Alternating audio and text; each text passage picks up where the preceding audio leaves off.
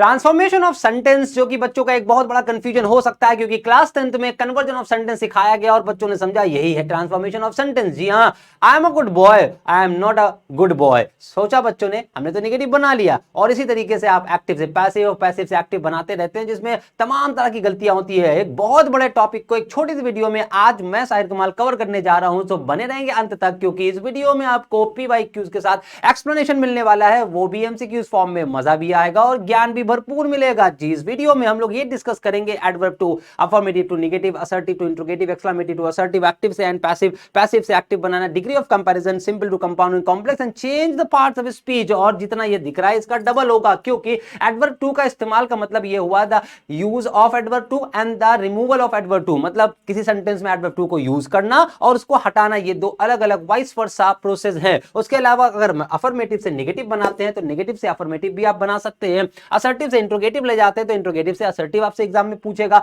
Exclamative से assertive ले जाते हैं तो असर्टिव से एक्सक्लेमेटिव आपसे कंफर्म करेगा, और एक्टिव से पैसिव ले जाएंगे तो पैसिव से एक्टिव भी पूछ सकता है। इसका मतलब 8 मेथड नहीं बल्कि 16 मेथड डिस्कशन होगा विद इन 25 टू 30 मिनट। ये वीडियो बहुत इंपॉर्टेंट होने वाली है, तो बने रहेंगे वीडियो में। तो चलिए स्टार्ट करते हैं। जी हाँ, हेलो नमस्कार आदाब सत श्री अकाल, स्वागत करता हूं मैं साहिर कमाल और आप सभी के, और उत्तर प्रदेश के नंबर 1 चैनल इस यूपी बोर्ड के चैनल पर, जहां पर हम डिस्कस करेंगे 25 से 30 मिनट के अंदर पूरा इतना बड़ा, जो जिसमें आप 10 से 12 लेक्चर पढ़ते हैं अपने कोचिंग में, अपने स्कूल में, आज केवल 25 से 30 मिनट के अंदर पूरा कॉन्सेप्ट क्लियर होगा with explanation. If you will be with me till the end of this session, you will get to know lots of thing about transformation of sentence with enthusiasm, with enjoyment. So let's begin the class. आज का ये पूरा video, एक ही video में सब कुछ आपको मिलेगा, लेकिन आपको उसके साथ, हमारे साथ उसके लिए बने रहना पड़ेगा। Transformation of sentence, PYQs with explanation.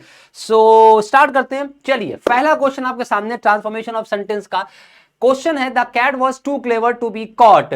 अब इस क्वेश्चन में आपसे पूछा गया है टू को हटा देने पर कैसा सेंटेंस बनेगा। आपके सामने 4 ऑप्शन है और चारों ऑप्शन में से कोई एक ऑप्शन सही होगा। ऑफ कोर्स 4 ऑप्शन में एक ही ऑप्शन सही होगा, लेकिन आपको रीजन दे देना है और रीजन के साथ साथ आपको कमेंट करना है। कमेंट आपके वीडियो सेशन के एंड होने के बाद होने चाहिए, आपके जितने भी, हालांकि आंसर तो हम यहां बताएंगे ही।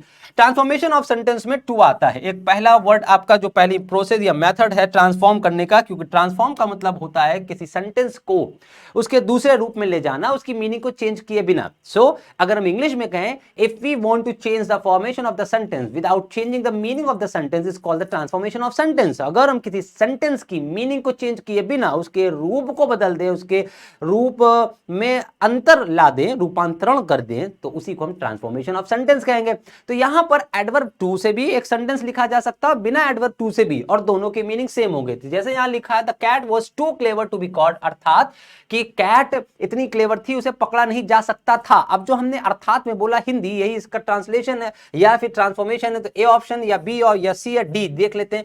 देखो, the cat was very much clever that it could not be caught, हो सकता है, लेकिन देखते हैं आगे। Option number B, the cat was so clever 2 बार लिख गया, that it could not be caught.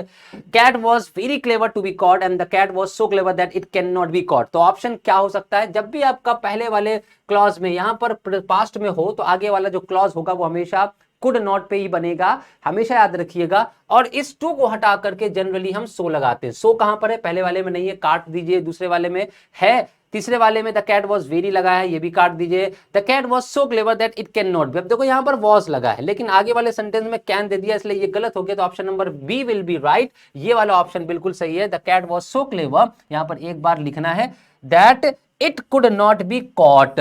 हमेशा याद रखिए, जब भी आप टू को हटाएंगे तो टू को हटाने पर आपको सो लगाना है, और आगे वाले दैट वाले क्लॉज को निगेटिव लिखना पड़ेगा। दैट के बाद जो क्लॉज आएगा उसमें नॉट जरूर आना चाहिए, जैसे कि that it could not be caught, की कैट इतनी ज्यादा क्लेवर थी कि उसे पकड़ा नहीं जा सकता था। ये हो गया आपका removal too. Let's move on to the second question. The Taj is more beautiful than any other building that I have ever seen. और ये सेंटेंस है आपका डिग्री ऑफ कंपैरिजन से, और डिग्री ऑफ कंपैरिजन में हमारे पास 3 डिग्री होती है, जिसको हम कहते हैं पॉजिटिव, कंपैरेटिव एंड सुपरलेटिव। क्या कहते हैं हम भाई? Positive, comparative and superlative. Positive की पहचान होती है बेटा एज करके, सेंटेंस में कोई एक कहीं पर लगा होगा एज, बीच में कोई एडजेक्टिव, फिर एज आया होगा। उसके अलावा अगर हम बात कर रहे, तो थोड़ा सा इधर आ जाओ भाई, इधर तुम नहीं आ जाओ, तुम नहीं आ जाओ, तुम नहीं, तुमको नहीं कहा है, ठीक है, इसको लॉक कर देते हैं, नहीं तो दिक्कत होगी। तो अगर हम इसकी बात करें पॉजिटिव को, अगर पहचानने की बात हो तो पॉजिटिव में एज और एज ढूंढ लीजिए, या कहीं पर आपको सो उसके बाद एज दिखेगा।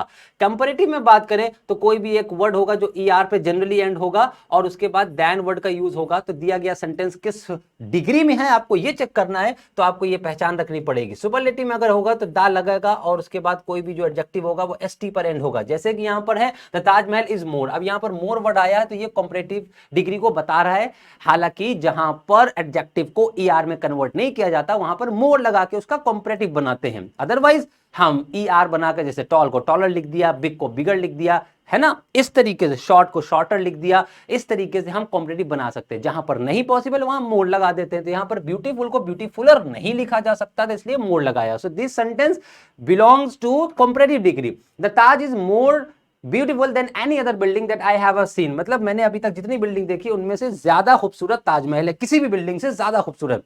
अब इसी को आपको कह रहा है सुपरलेटिव में कन्वर्ट कर दीजिए। किस डिग्री में कन्वर्ट करने को कह रहा है? सुपरलेटिव में। तो सुपरलेटिव में कन्वर्ट करने के लिए यहां पर ताजमहल का जो कंपैरिजन है वो सभी बिल्डिंग से हो रहा है। जरा देखते हैं सुपरलेटिव के लिए हमारी शर्त क्या है। उसमें मोस्ट आना चाहिए और साथ में उसका एडजेक्टिव वो दा लगा होना चाहिए। पहले वाले में दिया है, बिल्कुल दिया है, क्या ये सही हो सकता है? बाद में चेक करेंगे। यहां पर भी दिया है, बिल्कुल दिया है। यहां पर दिया है, नहीं दिया, तो ये तो गलत हो गया। यहां पर दिया है, यहां पर बिल्कुल नहीं दिया, एज और एज दे दिया, ये भी गलत। तो ऑप्शन ए और बी में सोच लीजिए, the Taj is the most beautiful building that I have ever seen and the Taj is most beautiful building that I have ever seen. दोनों सही लग रहे हैं। अब आप जल्दीबाजी में गलत करके आएंगे आंसर आपके एग्जाम में, वो इसलिए क्योंकि मोस्ट से पहले दा का आना जरूरी है, जो कि यहां पर मेंशन है। तो option number A will be right here. Hope so that you are understanding the explanation of the every question.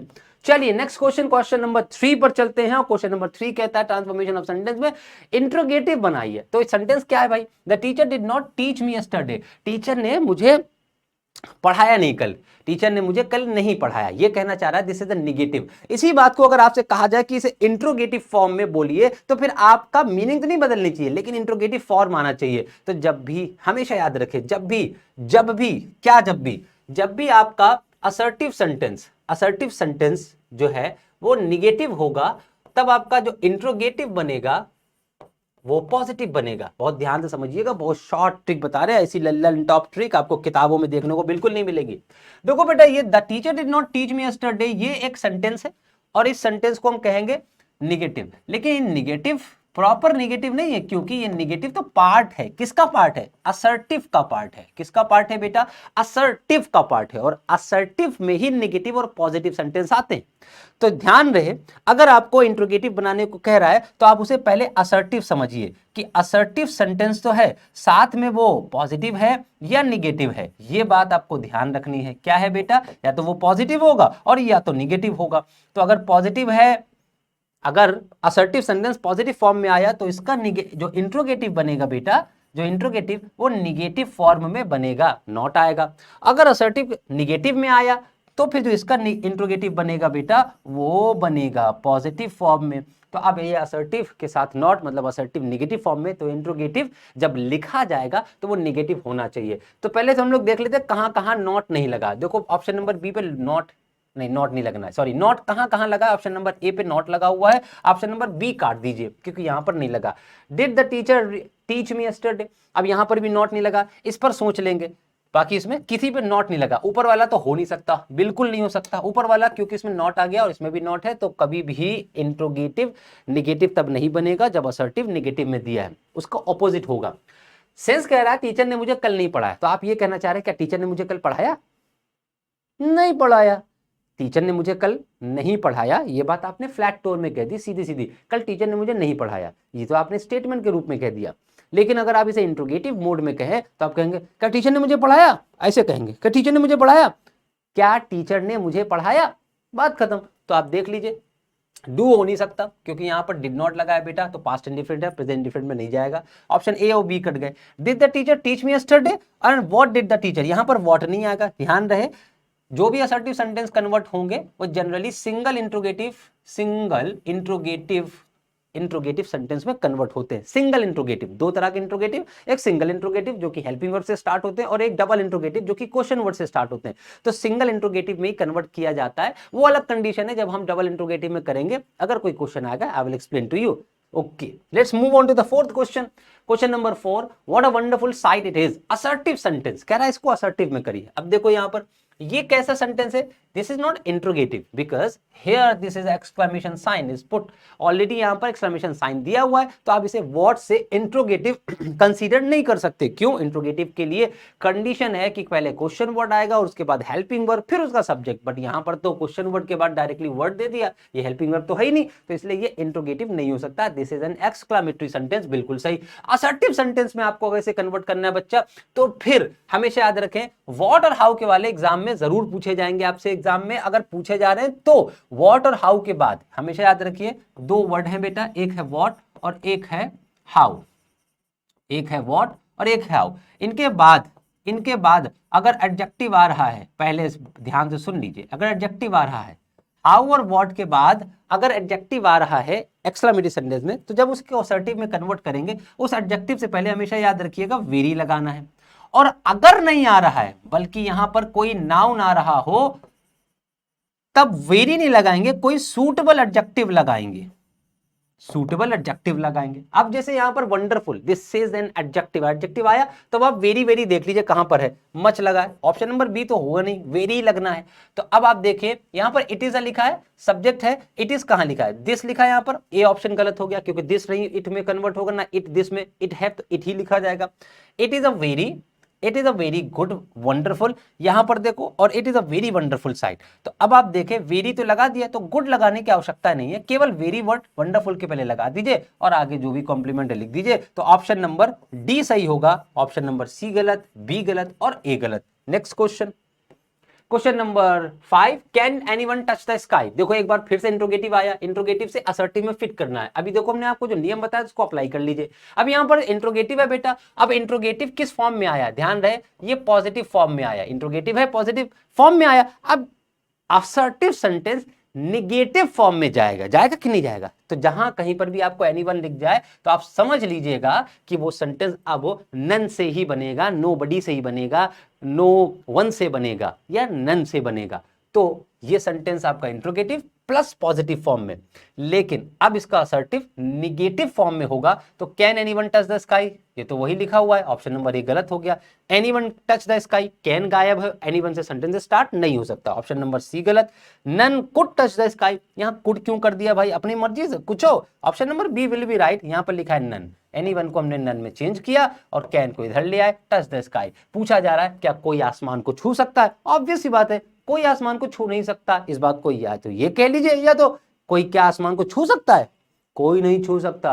कौनो आसमान को छू सकत, कौनो ने छू सकत, बात खत्म. Let's move on to the next question. Question number 6. The monkey has destroyed all the plants. बहुत सिंपल सा पैसिव पूछा गया है, इसको पैसिव फॉर्म में यूज कर देना. पैसिव के लिए बहुत ही ट्रिक हमने बता रखी हुई है, एक बार कहेंगे कमेंट सेक्शन में तो आपको कमेंट सेक्शन में जितने कमेंट्स होंगे अगर पैसिव वॉइस पे एक शॉर्ट ट्रिक बना के लाएंगे बेटा. 5 पॉइंट्स आपको हम बताएंगे, पूरा पैसिव आप उसी 5 पॉइंट्स के अंदर खत्म कर सकते हैं. और ये रहा पैसिव के नंबर 1 पॉइंट. पैसिव में सबसे पहली कंडीशन है, कभी भी पैसिव अगर बनाना है तो ये बात ध्यान रखना, या तो बी लिखना पड़ेगा कहीं ना कहीं, या तो बीइंग लिखना पड़ेगा, या तो बी लिखना पड़ेगा, या तो इज, या तो एम, या तो आर, या तो वर, वॉज और वर्ब. इनमें से कोई ना कोई एक वर्ब अवश्य आएगी दुनिया के किसी भी पैसिव में. खास तौर से अगर हम इसकी बात करें तो ये तो सिंपली आप जानते होंगे प्रेजेंट इंडेफिनिट और पास्ट इंडेफिनिट. प्रेजेंट कॉन्टिन्यूअस और पास्ट कॉन्टिन्यूअस में ये खत्म हो जाती है, इज, एम, आर, वॉज, वर. ठीक. अब बात करें अगर बीन की, तो बीन हमेशा परफेक्ट टेंस में ही लगेगी, चाहे वो फ्यूचर का परफेक्ट हो, चाहे वो पास्ट का परफेक्ट हो,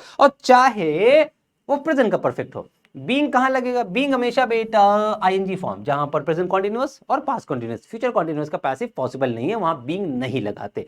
तो अब आप देख लें ये हो गया आपका पैसिव. अगर कॉन्टिन्यूअस फॉर्म में आ रहा है, अगर परफेक्ट फॉर्म में आ रहा है तो बीन लगाना ही लगाना है. और अगर कोई भी मॉडल आ रही है, कोई भी मॉडल आ रही है उसके साथ उसका पैसिव बनाना है तो B plus V3 is the basic requirement of making passive voice. Passive voice की बेसिक रिक्वायरमेंट होती है कि आपको बी का कोई ना कोई रूप जरूर लिखना पड़ेगा और थर्ड फॉर्म उसके साथ लगानी है. सब्जेक्ट को ऑब्जेक्ट, ऑब्जेक्ट को सब्जेक्ट आप क्लास 7, 8, 9, 10 से करते चले आ रहे हैं. So I don't think this is very great thing to know about passive voice. अगर पैसिव वॉइस के बारे में अगर अभी ये जानना चाह रहे हैं कि ऑब्जेक्टिवा को सब्जेक्टिवा बना दी और सब्जेक्टिवा को ऑब्जेक्टिवा बना दी, ये कोई बहुत बड़ी चीज नहीं है. ये तो सब जानते हैं, बस उसकी हेल्पिंग वर्ब मेन वर्ब में गड़बड़ होती है। तो मेन वर्ब हमेशा थर्ड फॉर्म, और उसके जब मेन वर्ब के साथ हेल्पिंग वर्ब आएगी, हेल्पिंग वर्ब को ध्यान दे दीजिएगा, केवल पैसिव वॉइस में इसी बात को रखना है। तो अब देखो यहां पर हैज डिस्ट्रॉयड लिखा है, बस इसी वर्ब को क्या लिख देंगे, हैज बीन डिस्ट्रॉयड या हैव बीन डिस्ट्रॉयड सब्जेक्ट के अनुसार। अब अगर हम ऑल द प्लांट्स कहें, सब्जेक्ट है बेटा, तो फिर प्लांट्स प्लूरल है, तो हैव बीन, जहां पर हैव बीन आ रहा है वहां पर देख लो, आर यहां आ रहा है, हो नहीं सकता। हैड बीन नहीं होगा क्योंकि प्रेजेंट में दिया हुआ है। Has been all the plants का लगेगा नहीं। All the plants have been destroyed by the man, option number D will be right. Hope so that you understood whatever I am explaining to you। बहुत simple simple sentence है जो कि आपकी किसी book से उठाए गए हैं, अगर आप मैच करना चाहें तो ये किसी किताब के ही क्वेश्चंस हैं, क्वेश्चन बैंक के। Any gift was not sent to me by my uncle this year, active बनाने को कह दिया गया। अब बताओ, पैसिव तो बनाया, अब एक्टिव तो भैया जैसे घर से स्कूल जाओ तो स्कूल से वापस आ जाओ, घर आ जाओ, तो हो गया पैसिव। तो अब आपको करना है एक्टिव से पैसिव। देखो यहां पर वॉज नॉट सेंट, वर्ब की थर्ड फॉर्म दी हुई है और वॉज दिया हुआ है। This is what, this is passive of past indefinite, ये पैसिव पास्ट इंडेफिनिट टेंस का है। तो any gift was not sent to me. अब देखते हैं कि इसमें क्या क्या है। एक तो मी, ये आई बनाया जा सकता है, और माई अंकल, ठीक है। अब देखते क्या करेंगे, माई अंकल सब में दिया हुआ है, तो माई अंकल पास्ट इंडेफिनिट है। Did not, do not, was not, had not, भैया ये हेल्पिंग वर्ब से ही खत्म हो गया, खत्म खत्म, क्योंकि यहां पर तो पास्ट इंडेफिनिट दिया, पास्ट इंडेफिनिट की हेल्पिंग वर्ब डिड होती है। तो my uncle did not send me any gift this year, option number A will be right. Next question, question number 8, in spite of working hard he failed, simple to compound पूछा गया, simple sentence है compound बनाने की क्रिया। अब यहां पर दिया गया सेंटेंस सिंपल है, बिल्कुल सिंपल है, क्योंकि यहां पर क्या यूज किया गया, this is the preposition with participle, यहां पर पार्टिसिपल का प्रयोग किया गया, जो कि ये जिरंड के रूप में जाना जाएगा, जो कि मेथड नंबर 3 होती है आपकी। पहली मेथड होती है सिंपल सेंटेंस बनाने की यूजिंग पार्टिसिपल, सेकंड मेथड होती है यूजिंग इंफिनिटिव, थर्ड होती है प्रीपोजिशन बिफोर जेरंड और नाउन, नाउन या जिरंड से पहले प्रीपोजिशन का यूज करना। And there we did it, यहां पर हम लोगों ने किया इन स्पाइट ऑफ, इसका मतलब है के बावजूद, मेहनत करने के बावजूद वह फेल हो गया। अब इसी चीज को कंपाउंड सेंटेंस में बनाना है, तो कंपाउंड में ऐसा कौन सा कंजंक्शन है जहां पर ऐसा होता है के बावजूद का सेंस आता है, जरा देख लेते हैं। He worked hard yet failed, बेटा देखो यहां पर सब्जेक्ट है ही, यहां पर भी हम लगा सकते थे ही फेल्ड, लेकिन जब दो बार सब्जेक्ट एक ही आ रहा है, सेम समान है, तो दो बार लगाने की जरूरत नहीं है, आपको कंजंक्शन जोड़ करके वर्ब लिख देनी, वर्क हार्ड और फेल्ड, यट लिखा है, यट बिल्कुल सही है, ये ऑपोजिशन को शो कर रहा है, मेहनत करी, मेहनत के बावजूद फेल होगा, तो ये ऑपोजिशन, ऑपोजिशन कहां आता है, ऑपोजिशन आएगा बेटा यट से, स्टिल से, बट से, ये ऑपोजिशन है, जो कि हम कहते हैं एडवर्सेटिव कंजंक्शन, एडवर्सेटिव कंजंक्शन। चार तरह के कंजंक्शन कंपाउंड सेंटेंस में यूज होते हैं, illative, adversative, alternative and cumulative. तो कुमुलेटिव में एंड आता है, एंड वर्ड। अगर हम एडवर्सेटिव की बात करें, ये सभी कंजंक्शन एडवर्सेटिव हैं, इसी में एक वर्ड है हाउएवर, इसी में एक वर्ड है नेवरदलेस, ठीक, नेवरदलेस, ये सारे जो वर्ड हैं आपके ऑपोजिशन मतलब एडवर्स सिचुएशन दिखाएंगे। He worked hard yet failed. He worked hard, still failed. He worked hard but failed. All of the, of course, of all of the above होगा option number D, all of the above। ये तीनों ही sentence possible है अगर हम इस simple sentence को, simple sentence कैसे, क्योंकि यहां पर केवल एक वर्ब यूज हुई है failed, बाकी पूरे सेंटेंस में कहीं पर मेन वर्ब नहीं है, और इसी वजह से। Next question, question number 9, tell me the place of your birth, मुझे अपने जन्म स्थान बताओ, तुम अपना मुझे जन्म स्थान बताओ। ये भी है सिंपल, और सिंपल से कॉम्प्लेक्स बनाने को कहा गया, कॉम्प्लेक्स सेंटेंस, कॉम्प्लेक्स सेंटेंस बहुत बड़ा, और साथ में कम से कम 25-30 कंजंक्शन है, बहुत भयंकर, बहुत कंफ्यूजिंग होता है। लेकिन यहां पर देखो कह रहा है tell me the place, place आ गया, बस ध्यान रखो जहां पर भी प्लेस वर्ड आ जाए वहां पर आप वेयर शब्द का ढूंढ लो, वेयर। अब वेयर तो देखो कहां कहां दिया है, tell me the place of your birth, ये तो कॉपी हो गया, ऑप्शन नंबर सी कट गया। Tell me the place where were you born, क्यों गलत होगा ये हम बता देते हैं अभी। Tell me the place where you were born, tell me the place where you were born and tell me the place where you take birth. तो टेक बर्थ कोई मतलब नहीं है, पहली चीज तो ये पास्ट में हुआ होगा, इसलिए यू टेक बर्थ लिखा नहीं जा सकता, क्योंकि बर्थ एक बार होता है जन्म का, तो इंसान का, तो एक बार के बाद वो चीज दोबारा रिपीट नहीं हो सकती है, so it is already past है, तो उसको आप प्रेजेंट इंडेफिनिट में नहीं लिख सकते, तो ऑप्शन नंबर ए इसलिए गलत हो गया। अब जरा बात करते हैं ऑप्शन नंबर डी पर और बी पर। ऑप्शन नंबर बी सही होगा, टेल मी द प्लेस, मुझे अपना वो स्थान बताओ। वेयर, वेयर का मतलब जहां, यू वर बोर्न, तुम पैदा किए गए। जब भी कोई कंजंक्शन, कोई भी कंजंक्शन अगर बीच में आ रहा है, खास तौर से इंट्रोगेटिव अगर कंजंक्शन कोई आ रहा है, जिसे हम यहां पर रिलेटिव कंजंक्शन कह सकते हैं, रिलेटिव वर्ड की तरह प्रयोग किया गया, उसके बाद जो सेंटेंस यूज होता है बेटा, वो कभी भी इंट्रोगेटिव फॉर्म पे नहीं होगा। इंट्रोगेटिव फॉर्म का मतलब क्या है? हेल्पिंग वर्ब, पहले क्वेश्चन वर्ड, WH वर्ड जिसे हम कहते हैं, उसके बाद हेल्पिंग वर्ब, उसके बाद सब्जेक्ट, फिर उसके बाद वर्ब, उसके बाद ऑब्जेक्ट। ये इंट्रोगेटिव फॉर्मेट होता है किसी भी सेंटेंस को लिखने का। पहले क्वेश्चन वर्ड आएगा, फिर उसकी हेल्पिंग वर्ब आएगी, फिर उसका सब्जेक्ट आएगा, फिर वर्ब आएगी और फिर ऑब्जेक्ट आएगा। तो जब कभी भी कोई क्वेश्चन वर्ड बीच में आ जाए, so don't think it is an interrogative, वो इंट्रोगेटिव नहीं हो सकता। क्यों? क्योंकि वहां पर वो इंट्रोगेटिव नहीं, बल्कि वो क्वेश्चन वर्ड पहले वाले सेंटेंस का बाद वाले सेंटेंस से रिलेशन बता रहा है और वो एक कंजंक्शन के रूप में यूज हुआ। तो अब इसके बाद जो सेंटेंस लिखा जाएगा, वो सेंटेंस असर्टिव फॉर्म में लिखा जाएगा, मतलब सब्जेक्ट, वर्ब और ऑब्जेक्ट के रूप में। तो यहां पर आया सब्जेक्ट, यहां पर आई इसकी वर्ब और यहां पर आया इसकी main verb, you were born, तुम पैदा किए गए थे। तो इसलिए ऑप्शन नंबर बी सही होगा। Next question, question number 10, he is not without hope with success, affirmative sentence में कन्वर्ट करना है। ही इज नॉट, नॉट लगाया बेटा, वह बिना उम्मीद के नहीं था, अपनी सक्सेस के लिए वह बिना उम्मीद के नहीं है, मतलब ही is hopeful, he is hopeful, so he is hopeful for his success, बिल्कुल सही। He has hope for his success, बिल्कुल सही। ही इज होपफुल दिस सक्सेस, गलत है। ही इज वेरी, वेरी का कोई मतलब नहीं है। He is hopeful this success, this आ गया, कोई मतलब नहीं है। ऑप्शन नंबर ए भी सही, ऑप्शन नंबर बी भी सही। जहां पर भी ये वर्ड सेंटेंस आ जाए विदाउट होप, यहां पर एक तरह का अलग तरीके का एक असर अफर्मेटिव से निगेटिव पूछा जाता है या निगेटिव से अफर्मेटिव। भाई यहां पर थोड़ा सा एक्सप्लेन कर देते हैं। अगर आपसे कहा जाए आई सॉ अ मैन, मैंने एक आदमी देखा, इसका निगेटिव बनाओ, तो निगेटिव इसका नहीं बनेगा। आप इसको निगेटिव किस तरीके से बना सकते हैं? आप लिखेंगे I did not fail, I did not fail to see a man, मैं आदमी को देखने में असफल नहीं हुआ। क्योंकि वर्ब के ऑपोजिट नहीं हो सकते, हर वर्ब का ऑपोजिट वर्ब नहीं है, एडजेक्टिव ऑपोजिट हो सकता है। सपोज करो हमने लिखा है ही इज इनोसेंट, वह मासूम है, निर्दोष है। आप इसको निगेटिव में लिख सकते हैं ही इज नॉट गिल्टी। कैसे किया? क्या किया? जब भी कोई एडजेक्टिव का निगेटिव लिखा जाए, तो उस निगेटिव में आपको एडजेक्टिव का ऑपोजिट वर्ड लिखना है और साथ में नॉट लगा देना है।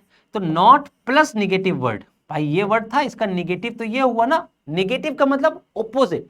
तो यहां इनोसेंट का ऑपोजिट गिल्टी और गिल्टी के साथ नॉट, तो नॉट गिल्टी का मतलब इनोसेंट हुआ। तो ये इस तरह से अफर्मेटिव से निगेटिव बनाया जा सकता है। बट अगर वर्ब दे दी जाए तो समझ लीजिए वहां पर थोड़ा सा खतरा है। बच्चे ये बात समझ नहीं पाते, डिड नॉट फील लगाते नहीं है, इसलिए वहां पर सेंटेंस गलत हो जाता।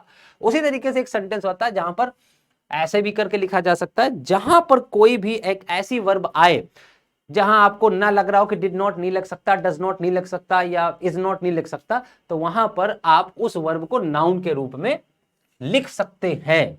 जैसे यहां पर लिखा है विदाउट होप, ये होप यहां पर एक नाउन है बेटा, और यहां पर होपफुल एक एडजेक्टिव है। सपोज करो लिखा हुआ है ही इज होपफुल, होपफुल लिखा है, बिल्कुल सही। अब अगर आपको होपफुल का ऑपोजिट नहीं आता, भाई यहां पर आपको पता था इनोसेंट का गिल्टी होता है, लेकिन मान लो होपफुल का अगर निगेटिव ऑपोजिट वर्ड नहीं पता, तो आप इसी सेंटेंस को लिख सकते हैं he is not without, without लगा दीजिएगा और इस होपफुल वर्ड को नाउन में कन्वर्ट कर दीजिएगा। नाउन होगा इसका बेटा होप, क्या होगा? होप। उसी तरह इस सेंटेंस को भी आप लिख सकते थे कि he is not without innocence, innocence इसका नाउन लिखना है बेटा, ये बात ध्यान रखना, यहां पर एडजेक्टिव नहीं लिखेंगे, इनोसेंस। ठीक, यहां इनोसेंट क्या है बेटा? एडजेक्टिव है, क्या है? एडजेक्टिव। और यहां पर क्या है बेटा? नाउन। जिस तरह से होपफुल यहां पर क्या था? एडजेक्टिव था, इस एडजेक्टिव हमने क्या बना दिया? नाउन बना दिया। कैसे बना दिया? विदाउट लगा के। विदाउट क्या है? प्रीपोजिशन। प्रीपोजिशन के बाद क्या आएगा? नाउन आएगा। प्रीपोजिशन के बाद हमेशा नाउन आता है, इसलिए आप हमेशा याद रखिए वहां पर नाउन का यूज होगा। चलिए next question, I wish that I were safe at home, exclamatory sentence. यहां पर जब भी एक्सक्लेमेटरी सेंटेंस आए तब जनरली हम वहां पर जहां पर हमारी विश प्रकट होती है, जहां पर एक कंडीशन होती है, इसका मतलब होता है काश, that I were safe at home, काश मैं घर पर सुरक्षित होता। हुर्रे ये नहीं हो सकता क्योंकि यहां पर एक तरह से दर्द है, दुख है, डर को दिखाया जा रहा है, अफसोस दिखाया जा रहा है, तो हुर्रे नहीं हो सकता, ब्रावो नहीं हो सकता। I were safe at home, oh that I were safe at home. Option number C will be right, not ये सिर्फ अफसोस को दिखा रहा है, बट ये डर को दिखा रहा है, ये इच्छा को दिखा रहा है। इच्छा को दिखाने के लिए ओ दैट या वुड दैट का यूज करते हैं। तो याद रखें, आई विश करके कोई सेंटेंस आए तो ओ दैट में कन्वर्ट कर देंगे। Why waste time in playing cards? Assertive sentence, यहां पर देखो इंट्रोगेटिव है, समय क्यों बर्बाद करना कार्ड्स प्ले करने में। Wasting time in playing cards is not good, don't waste time in playing cards. Option number B will be right, it is wastage of time to play cards. कहने को ये भी सही है, बट इस तरह के सेंटेंस का जो भी ट्रांसफॉर्मेशन होता है असर्टिव में वो ऐसे ही होगा। Playing cards is wastage of time, नहीं, ये भी नहीं, ये भी नहीं। Option number B will be right, don't waste time in playing cards का मतलब हो गया कि कार्ड को खेलते हुए अपना समय बर्बाद मत करो। तो इसका मतलब क्यों बर्बाद करना अपना समय कार्ड खेलते हुए, तो वहां पर why waste time, why waste of time staying here, यहाँ रुक के क्या फायदा है। जैसे कि अब क्या फायदा जब हम कहते हैं ना, तो फिर वहां पर हम इसी तरह के कंजंक्शन, इसी तरह के सेंटेंस, इसी तरह के एक्सप्रेशन का यूज करते हैं। Why waste time, why pretend now, अब बहाने करके क्या फायदा, अब रो करके क्या फायदा, तो उसे आप कहेंगे डोंट क्राई, डोंट रन, अब दौड़ करके क्या फायदा, अब यहां रुक करके क्या फायदा। So why waste time in staying here, why waste time in running, अब दौड़ने में समय बर्बाद क्यों किया जाए, मतलब डोंट रन नाउ, अब दौड़ो मत, बात खत्म। Next question number 13, N elephant is the heaviest animal. क्या आ गया भाई, पॉजिटिव सेंटेंस में कन्वर्ट करना, not sentence, it is a degree. ये डिग्री सेंटेंस हमेशा याद रखना, जहां पर आपको सेंटेंस में कन्वर्ट करने को कहा जाएगा वहां अफर्मेटिव लिखा जाएगा, वो अफर्मेटिव कहा जाता है, ठीक है। जब डिग्री में आएगा तो इसे हमेशा पॉजिटिव लिखा जाएगा।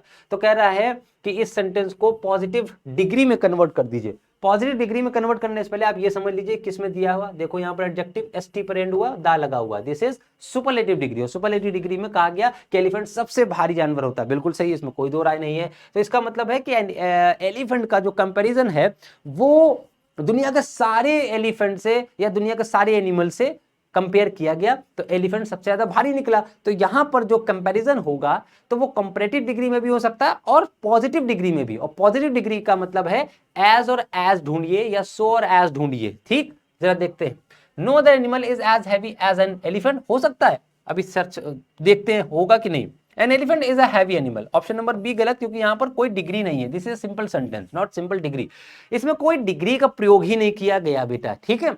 उसके बाद आता है an elephant is heavier animals than any other animal, an elephant heavier animal, अब अगर हैवियर कर दिया ये तो कंपैरेटिव डिग्री हो गई ना, तो ऑप्शन नंबर सी गलत, क्योंकि वहां तो पॉजिटिव पूछा है, तो पॉजिटिव डिग्री का मतलब एज और एज वाला सेंटेंस ढूंढ लीजिए। No other animals is so heavy, अब यहां पर देखो नो अदर एनिमल, ये भी सही लग रहा है, ये भी सही लग रहा है, बट एक ही ऑप्शन को सही माना जाएगा, ऑप्शन नंबर डी सही माना जाएगा, क्योंकि जब कभी भी सेंटेंस निगेटिव हो, कहीं पर भी नो और नॉट आ जाए, तो वहां पर हम सो शब्द का प्रयोग करेंगे, ना कि एज शब्द का प्रयोग। अगर ये ना होता तब हम इसको चुन सकते थे, ऑप्शन नंबर ए, लेकिन यहां पर दिया हुआ है सो के साथ, तो सो वाला सेंटेंस ज्यादा सही माना जाएगा, ऑप्शन नंबर डी सही होगा।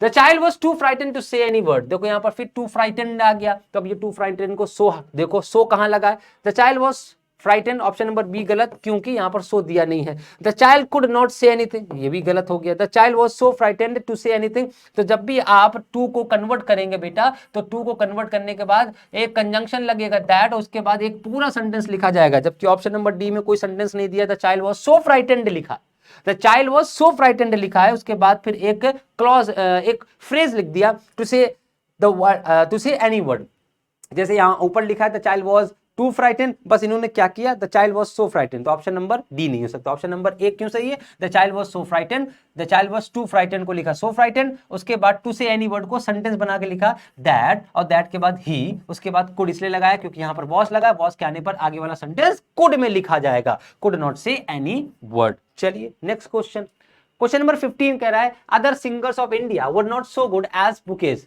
यहां पर देखो सो और एज आया, this is positive degree, now it is comparative. अब इसे कंपैरेटिव में कन्वर्ट करना है, तो कंपैरेटिव में कन्वर्ट करने के लिए सिंपल सी बात है, दैन वाला पहले सेंटेंस ढूंढ लो। मुकेश वाज द बेस्ट हो नहीं सकता, क्योंकि यहां पर द बेस्ट दे दिया गया है, तो ये सुपरलेटिव डिग्री हो गई। मुकेश वाज बेटर हो सकता है, देखते हैं। Mukesh was good than, good के साथ देन आएगा नहीं तो ऑप्शन नंबर सी गलत हो गया। गुड एक पॉजिटिव डिग्री का वर्ड है तो इसमें एज और एज तो आ सकता था, देन नहीं आएगा। उसके बाद no other singer of India as good as Mukesh, देखते हैं। मुकेश वॉज बेटर, भाई जाहिर सी बात है वहां पर तो सो और एज दिया है, पॉजिटिव डिग्री, तो पॉजिटिव डिग्री में दोबारा थोड़ी कन्वर्ट करेंगे, तो ऑप्शन नंबर डी गलत, ऑप्शन नंबर बी सही। मुकेश वॉज बेटर देन, और देन के बाद लिखेंगे any other singer of India, India के किसी दूसरे सिंगर से मुकेश सभी से अच्छा है। मुकेश जो मुकेश कुमार है ना, किशोर कुमार, मुकेश कुमार, ये सारे सिंगर्स थे भारत में। The police could not arrest the murder, passive voice, बहुत सिंपल सा पैसिव पूछा गया है। यहां पर देखो कुड दिया है, इसका पैसिव हमेशा बी लगा कर बन जाएगा, कुड के साथ बी लगा दो और ढूंढ लो कहां पर है। The murder could not B arrest by the police, option number ए गलत हो जाएगा क्योंकि यहां पर वर्ब की थर्ड फॉर्म नहीं दी। वर्ब की third form is the basic need, is the basic requirement of forming passive, passive बिना थर्ड फॉर्म के नहीं बनेगा। The murder can not B, can कहां से आ गया, यहां तो कुड दिया, ऑप्शन नंबर बी गलत, ये गलत। The murder could not be arrested, हो सकता है बाय द पुलिस, बिल्कुल सही। The murder could not arrested, यहां पर बी गायब है इसलिए ऑप्शन नंबर डी, यहां पर कुड के साथ बी आना चाहिए था। चलिए, you are advise to reach school always in time, जब भी आपको ऐसे सेंटेंस मिले और इसे एक्टिव वॉइस में कह दिया जाए you are ordered, you are advise and you are requested, तो आप उसे इंपरेटिव सेंटेंस में कन्वर्ट करना है। आप इंपरेटिव सेंटेंस देखेंगे ऑप्शन नंबर ए नहीं है, इट इज एन एडवाइस, बिल्कुल नहीं है, ये इंपरेटिव सेंटेंस था। इंपरेटिव सेंटेंस को जब आप पैसिव वॉइस में लिखेंगे तो you are advise, you are ordered, you are requested, you are commanded लिखा जाता है। तो अब आते हैं always reach in school, reach school on time, never go to school, option C गलत और डी गलत, ऑप्शन बी गई क्योंकि यहां पर ऑलवेज लिखा हुआ है तो ऑलवेज बढ़ाया, always reach school in time, हमेशा समय पर स्कूल पहुंचे। Next question, question number 18, no sooner I enter the room then he started rebuking me, बहुत इंपॉर्टेंट कंजंक्शन है बेटा, ये कंपटीशन में पूछा जाने वाला कंजंक्शन, जहां पर भी नो सूनर आए वहां पर आगे वाले क्लॉज में देन जरूर आएगा, देन नहीं आएगा बेटा, इट इज देन। और कैसे याद रखना है, क्योंकि नो सूनर, सून वर्ड को देखो बेटा, सून होता है ना, तो सून वर्ड को देखने पर आपको पता चलेगा इसमें ई आर लगा दिया गया तो ये आपका बन गया कंपैरेटिव डिग्री, तो इसीलिए कंपैरेटिव डिग्री की वजह से यहां पर देन लगता है। ठीक, जब भी नो सूनर देन आएगा उसको अगर पूछा गया अफर्मेटिव में, अफर्मेटिव में लिखिए तो आप एज सून एज से लिखेंगे। कहां कहां लगाए बेटा, as soon as, when, as I entered नहीं, यहां पर ऑप्शन नंबर डी गलत, ही इज बिकॉज ये भी गलत। तो अब यहां देखेंगे as soon as I enter the room, जैसे ही मैं कमरे में घुसा, जैसे ही, इसका मतलब होता है जैसे ही मैं कमरे में घुसा सब लोग खड़े, ही स्टार्टेड रिब्यूकिंग मी, वह मुझे गाली बकने लगा। जैसे ही मैं कमरे में घुसा वह मुझे गाली बकने लगा। तो अब यहां पर इस सेंटेंस को यह भी कहा जा सकता है कि जैसे ही मैं घुसा, इसको आप ये कह लीजिए मैं घुसा ही था कि वह मुझे गाली बकने लगा, मेरे घुसते ही मुझे गाली बकने लगा, मैं घुसा ही था मुझे गाली बकने लगा। तो यहां पर जैसे ही शब्द आए वहां पर नो सूनर या एज सून एज का यूज करेंगे, नो सूनर को हटा करके एज सून एज लगा दीजिए। कहीं कहीं पर आपको इसे व्हेन से भी देखने को मिलेगा, when I enter the room, जब मैं कमरे में घुसा, he started rebuking me, option number B भी सही होगा but it is better, A वाला ज्यादा बेहतर है तो इसलिए ए ऑप्शन पे टिक लगाइए। It is wish that you may get this post, exclamatory sentence कहा जा रहा है कि मैं तुम्हें दुआ करता हूं, ये मेरी हार्दिक इच्छा है कि तुम्हें ये जॉब मिल जाए। तो जाहिर सी बात है एक्सक्लेमेटरी सेंटेंस जब आप लिखेंगे तो आप इसे मे से ही लिखेंगे, may you get that post, option number C पर दिया हुआ है, या पर दिस है कि दैट, ऑप्शन नंबर डी पर दिया, सी नहीं दिया क्योंकि वहां पर दिस को दैट कर दिया गया, तो ऑप्शन नंबर सी गलत है, डी वाला सही है। क्यों, यहां पर लिखा हुआ है this, may you get this post. आप इस सेंटेंस को जनरली आपकी बुक में ऑप्टेटिव लिखा होगा, तो बेटा ऑप्टेटिव कोई अलग तरह का सेंटेंस नहीं है, this is the derive form of exclamatory sentence. किसी किसी किताब में 4 सेंटेंस के टाइप दिए होंगे, किसी किताब में 5 दिए होंगे, तो ऑप्टेटिव सेंटेंस एक्सक्लेमेटरी सेंटेंस का ही एक डेराइव फॉर्म होता है। ठीक, एक्सक्लेमेटरी सेंटेंस का, तो उसमें भी आप एक्सक्लेमेशन मार्क देखेंगे, इसीलिए एक्सक्लेमेटरी सेंटेंस का ही एक पार्ट होता है या उसका एक दूसरा रूप है, मान लीजिए। Question number 20, every month mother, sorry यहां पर वाई लगा लीजिएगा, every mother loves her child, हर माँ अपने बच्चे से प्यार करती है, कह रहा है इंट्रोगेटिव, जहां पर भी एवरी आ जाए बेटा बस बस ध्यान रखना है, एवरी मदर लिखा हुआ है। सो अब कैसा है, असर्टिव सेंटेंस, अफर्मेटिव सेंटेंस दिया हुआ है, अफर्मेटिव सेंटेंस है साथ में असर्टिव, तो असर्टिव का अफर्मेटिव फॉर्म है, तो इंट्रोगेटिव का कौन सा फॉर्म, निगेटिव फॉर्म, इंट्रोगेटिव का कौन सा फॉर्म, निगेटिव फॉर्म। तो निगेटिव आप देख लीजिए कहां कहां नॉट नहीं लगा, नॉट लगा सब में लगा है, अरे वाह। तो यहां पर तो प्रेजेंट इंडेफिनिट दिया है, तो डिड वाला देख लीजिए ऑप्शन नंबर सी गलत और इस यहां पर नहीं आएगा, ए और बी सही। अब ए और बी में से कौन सा सही है, डू एवर मदद, एवर नहीं होगा, यहां पर भी एवरी होगा, डू एवरी मदर। अब जब एवरी कहा गया बेटा तो डू नहीं आ सकता, तो ऑप्शन नंबर ए गलत हो गया, क्योंकि डू एवरी के साथ तो आएगा नहीं, सिंगुलर सब्जेक्ट हो, सिंगुलर के साथ singular verb. Option number B, does every mother not love her child, क्या हर माँ अपने बच्चों को प्यार नहीं करती? हर माँ अपने बच्चों को प्यार करती है। क्या हर माँ अपने बच्चों को प्यार नहीं करती? हर माँ अपने बच्चों की प्यार करती है। तो ये इंट्रोगेटिव ऐसे एक्सप्रेशन से आप समझ सकते हैं कि तय माँ मदद कब किए बे, तय माँ मदद नहीं किए, तय माँ मदद कब किए, तय माँ मदद नहीं किए, ये कह सकते हैं। जब आप बोलचाल भाषा में अपने ऐसे सेंटेंस बोलते हैं तब वहां पर ऑब्जर्व करिए आप ट्रांसफॉर्मेशन का बड़ा अच्छे तरीके से यूज कर रहे होते हैं जब आप कहें किसी से। Question number 21, Meenu is the best girl in the class, Meenu सबसे अच्छी लड़की है, फिर कह रहे थे पॉजिटिव डिग्री में कन्वर्ट कर दीजिए। यहां पर पता चल गया कि ये बेस्ट लिखा है, तो this is the superlative. What is it? It is superlative. बेटा इतना क्रश्ड कंटेंट्स या इतना ज्यादा कम टाइम में इतना बेहतर कंटेंट शायद आपको कहीं मिले। It is only available on this channel, so if you are first time visiting this channel, you must subscribe this channel so that you could get all the notification, all the such a great contents on time। और अभी तक अगर video को like नहीं किया है तो video को लाइक करते हुए आगे शेयर जरूर करा करें। चलिए बैक टू द वर्क हमारा अपने आप में। चलिए बात करते हैं, Meenu is the best girl in the class, positive degree में कन्वर्ट करने को है। उम्मीद है कि आप इस 25 MCQ से इतना कुछ सीख जाएंगे कि आप कम से कम 50 और लगा लेंगे, और 50 से 60-70 अगर आपने लगा लिए तो कंफर्म है कि आपका ट्रांसफॉर्मेशन ऑफ सेंटेंस गलत नहीं होगा। आप सीबीएसई बोर्ड से हो या यूपी बोर्ड से हो, transformation of sentence is very useful to all of you. क्यों ये यूजफुल है? क्योंकि ये हमें बहुत हद तक हेल्प करता है हमारे सेंटेंस मेकिंग में और हमारी राइटिंग को बेहतर बनाने में। राइटिंग को अच्छा रखने का मतलब सिंपल यही है कि हम अपनी राइटिंग में different types of methods, different types of sentences formations जो है यूज करें, और transformation is the best one.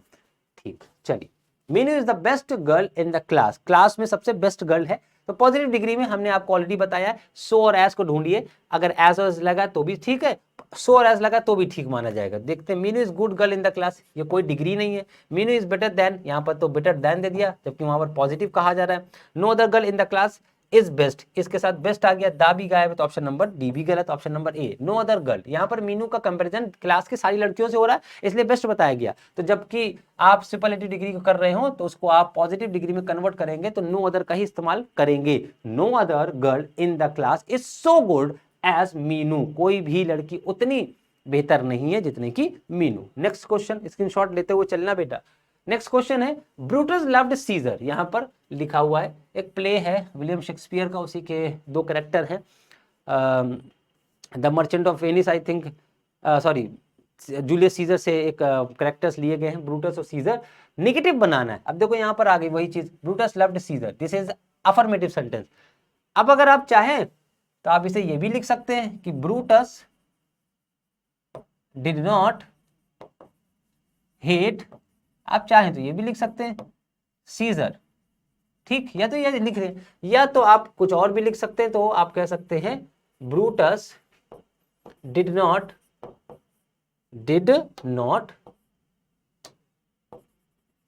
Fail to love Caesar, या फिर आप इसे ऐसे भी लिख सकते हैं, Brutus was not without love for Caesar. ये तीनों सेंटेंस पॉसिबल है, देख लेते हैं। ब्रूटस डिड नॉट लव, ये तो उल्टा ही हो गया, यहां पर तो लव कह रहे हैं, यहां डिड नॉट लव, ये उल्टा हो गया, ये ट्रांसफॉर्मेशन नहीं है, ये कन्वर्जन हो गया बेटा, कन्वर्ट कर दिया नेगेटिव में। Caesar was not loved by, ये तो पैसिव वॉइस में दे दिया। Brutus did not fail to love Caesar, देखो यहां पर ऑप्शन नंबर सी पे दिया है, हमने दिखा बताया था। And Brutus did not hate, ये भी ऑप्शन नंबर सही है। Brutus did not hate Caesar, बात वही है, अगर वो नफरत नहीं करता माना जाएगा वो प्यार करता है। Brutus did not fail to love, Brutus fail नहीं हुआ उसे प्यार करने में, मतलब वो प्यार करता था, ब्रूटस सीजर से प्यार करता था। Next question, question number 23, who teaches you English, बहुत रिपीटेड क्वेश्चन है, हर एग्जाम में ये सेंटेंस पूछा जाता है, पैसिव वॉइस में कर लेना। यहाँ दो ऑब्जेक्ट हैं, यू और इंग्लिश, यू से देख लो या फिर हो सकता है इंग्लिश से देख लो। Who teaches you English, who teaches you, कौन तुम्हें पढ़ाता है, by whom, who subject, this is the object, तो by whom are you taught English हो सकता है, by whom are you teach English, teach हो नहीं सकता क्योंकि आप हमेशा वर्ब की थर्ड फॉर्म का प्रयोग किया जाता है। Who does teach you English, ये होगा नहीं, by whom are you taught English, by whom are you taught English, by whom are you taught English 2 बार दे दिया है, तो ऑप्शन नंबर डी और ए दोनों ही सही है। ठीक, चलिए next, he is too weak to lift this weight. देखो यहां पर फिर आ गया टू, और टू के साथ आ रहा है एक एडजेक्टिव, तो आपको क्या करना है, टू को रिप्लेस करना है सो के साथ। यहां पर इंडिकेट कर दिया है ही इज सो वीक, यहां पर लिखा ही सो वीक, यहां पर लिखा ही सो वीक, यहां पर लिखा ही वाज सो, तो यहां पर तो इज दिया, ऑप्शन नंबर डी हो नहीं सकता।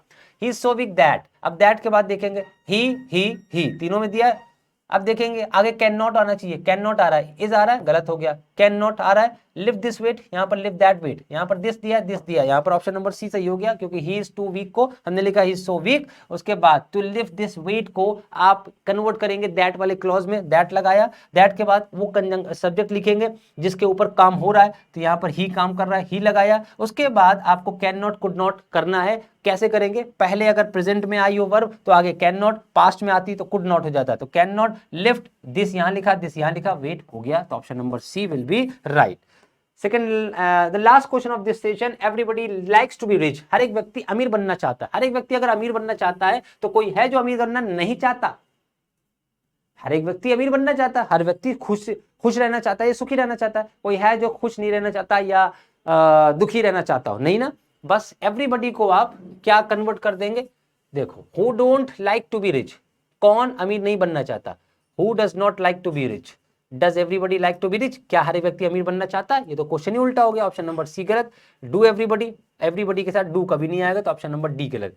Who does not like to be rich, कौन अमीर बनना नहीं चाहता है, कभी ये सेंटेंस नहीं बोला जाएगा, कौन अमीर बनना नहीं चाहते हैं, कौन अमीर बनना नहीं चाहता है, व्यक्तिगत रूप से सिंगुलर फॉर्म में, तो यहां पर who does not like to be rich. इस तरीके से आपके 25 मोस्ट इंपॉर्टेंट क्वेश्चंस कंप्लीट होते हैं, और इस तरीके से हमें उम्मीद है कि आपका ट्रांसफॉर्मेशन ऑफ सेंटेंस के ऊपर जितने भी डाउट्स होंगे, बहुत मेन पॉइंट्स वाले डाउट्स और वो क्वेश्चंस, वो सेंटेंस लिए, जिससे अब आप एग्जाम में खास तौर से ट्रांसफॉर्मेशन ऑफ सेंटेंस का कोई भी सेंटेंस गलत नहीं करके आएंगे। उम्मीद करते हैं ये सेशन आपके लिए हेल्पफुल रहा होगा। सो एक बार फिर से, अगर आप पहली बार विजिट कर रहे हैं तो चैनल पर जरूर सब्सक्राइब करते हुए जाएं, और अपनी फ्रेंड सर्कल में अपने दोस्तों के बीच में वीडियो को जरूर शेयर करें, लाइक जरूर करें, और कमेंट अपने दे दें। साथ में इस तरह के और जो क्वेश्चंस हो आप जरूर करते रहे, और इसी तरह के टेस्ट करने के लिए आप हमारे ऐप पर आ सकते हैं, विद्याकुल लर्निंग प्लेटफॉर्म पर। वहां पर आपको हर एक टॉपिक से रिलेटेड इसी तरह के और एमसीक्यूज मिलेंगे, जिसमें आप within time period test देते हैं और आपको एक सर्टिफिकेट इशू होता है। सो आज के लिए इस वीडियो में इतना ही। आप सभी को बहुत बहुत धन्यवाद। लास्ट में आप सभी के लिए एक छोटा सा एक अनाउंसमेंट, जो कि है विजय 2024 के लिए। सो 9818434684, अगर आप जुड़ना चाहें तो इस पर कॉल करके अभी जुड़े। आज के लिए आप सभी को बहुत बहुत धन्यवाद। Thank you so much for this session.